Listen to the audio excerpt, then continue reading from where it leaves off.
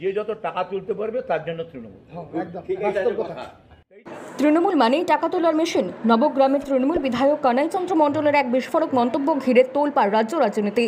তিনি বলেন, যে যত টাকা তুলতে পারবে তার জন্যই তৃণমূল। একই সঙ্গে নিজের দলের অপর এক বিধায়ক সম্পর্কেও কটূক্তি করেন তিনি। একজন নির্বাচিত জনপ্রতিনিধি যখন এই ভাষায় দলের চরিত্র ব্যাখ্যা করেন, তখন স্বাভাবিকভাবে প্রশ্ন ওঠে, তৃণমূল কি শুধুই খাওয়ার জায়গা? এই মন্তব্যের পর প্রশ্ন উঠছে, তৃণমূলের আসল চেহারাটি কি প্রকাশ্যে চলে এলো? বিরোধীদের অভিযোগ কি সত্যি প্রমাণ করছেন স্বয়ং দলের ভেতরের লোকজন? যদিও এই অভিযোগ সম্পূর্ণ অস্বীকার করেছেন নবগ্রামের তৃণমূল বিধায়ক কানাই চন্দ্র মণ্ডল।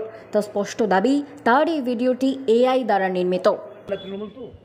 কিন্তু তৃণমূল তো বুঝতে পারলি না, তৃণমূল দলটা হচ্ছে আমাদের কোন জায়গা আছে, তৃণমূল দলটা হচ্ছে আমাদের কোন জায়গা আছে, তৃণমূল দলটা হচ্ছে তৃণমূল দলটা হচ্ছে যে যত টাকা তুলতে পারবে তার জন্য তৃণমূল।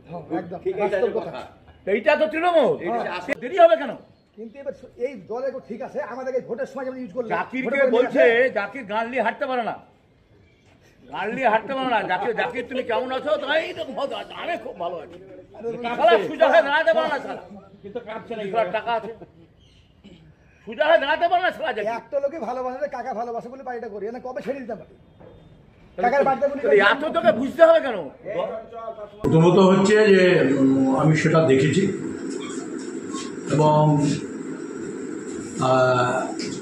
একটা সিসি ক্যামেরা থেকে তার ফুটেজও পাওয়া গেছে।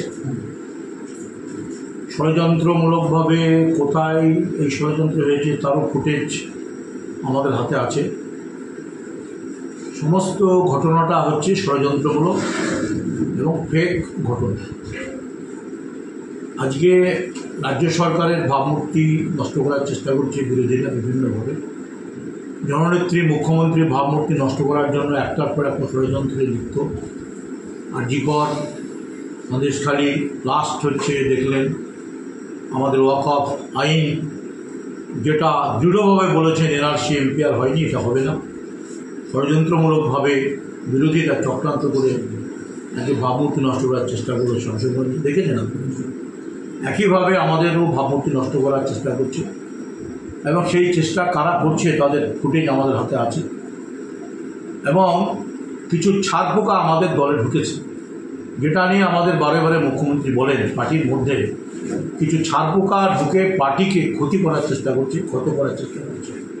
এই সমস্ত ছারপোকাকে টিপে মারতে হবে আমাদের। সেজন্য আমরা খুবই সজাগ দৃষ্টি রাখছি।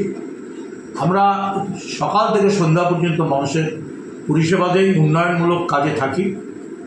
এই কাজ আমরা করি একসঙ্গে দাঁড়িয়ে। আমরা আমাদের এই সাংগঠনিক জেলা জমিপুর সমস্ত বিধায়কগুলো আমাদের একসঙ্গে থেকে আমরা কাজ করি। একে অপরের সঙ্গে আমাদের প্রতিদিনের যোগাযোগের মধ্যে দিয়ে কাজ করি। যে শামশেরগঞ্জের ঘটনা, আমি একেবারে পাশে থেকে আমি সেখানে দুদিন গেছি। তারপরে দুদিনকে মুখ্যমন্ত্রী আসবেন, কালো পতাকা দেখাবেন, এরকম খবর। আমি একেবারে হিন্দু কমিউনিটি এলাকাতে গিয়ে আমি, খলিলুর রহমান, আমাদের এমপি আমিরুল ভাই সহ আরও দুজন বিধায়ক, প্রত্যেকটা জায়গাতে আমরা বক্তৃতা দিয়ে আমরা তাদেরকে কনফিডেন্সে নিয়েছি। এই কাজই হচ্ছে আমাদের করা, সমস্ত ঐক্যবদ্ধভাবে কাজ করি। এখানে আমার জাকির ভাইকে যেভাবে কথা হয়েছে সেটা খুবই দুঃখজনক ঘটনা, যে এই সমস্ত ফেক নিউজ যারা করে এই সমস্ত বিভ্রান্তিকর খবর ছড়াচ্ছে। এবং আমাদের দলে কিছু রুই পোকা, যেটা ঘুণ যেটা বলছে, চার পোকা, যারা দুর্নীতির সঙ্গে যুক্ত হয়ে থাকছে, যারা কৃষকের রেকর্ডের নামে টাকা তুলছে বিএলআর অফিসে, যারা ঘরের টাকা তুলছে, এরকম কিছু যারা পার্টি সেজে, পার্টির কর্মী সেজে কাজ করছে, আজকে দৃঢ়ভাবে আমরা তাদের বিরোধিতা করছি আমাদের মুখ্যমন্ত্রীর নির্দেশে। আর এই সমস্ত কাজে লিপ্ত হচ্ছে এরাই থেকে আজকে এরকম ষড়যন্ত্রমূলক কাজ করে আমাদের ভাবমূর্তি চলছে। সুতরাং টোটালটা একটা ফেক নিউজ। এবং হচ্ছে এটা নিয়ে আমি সব জোগাড় করছি। প্রয়োজনে আমরা আইনজ্ঞ কথা নিয়ে, পরামর্শ নিয়ে আমরা ক্রাইমে তাদের বিরুদ্ধে আমরা যা শাস্তিমূলক ব্যবস্থা গ্রহণ করা যাবে, আইনগত ব্যবস্থার দিকে যাব। সেটা পার্টির পরামর্শ নিয়ে, আমাদের পার্টির প্রেসিডেন্ট, আমাদের রাজ্য পার্টি পরামর্শ নিয়ে রেখেছি।